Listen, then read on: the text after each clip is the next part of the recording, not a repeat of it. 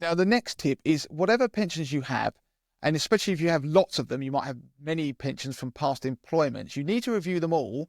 You obviously need to look at how they're invested, but you also need to be mindful of their charges and look to reduce them. So calculations from AJ Bell, which I have verified, show what difference it could make if you just cut your pension charges by 0.25% a year. So in their example, if you had £100,000 in a pension pot and you paid 1% in fees and benefited from 5% investment growth, which isn't outlandish by any stretch of the imagination, then after 1 year, you'd have £104,000 in your pot. If you cut those charges by just a quarter of a percentage point to 0.75%, you'd have £104,250 in your pot at the end of the year instead. Now, that extra £250 might not sound like a lot, but it does multiply over time. Over 20 years, it adds up to more than £10,780 extra you would have in your pot by just cutting the charges by 0.25%.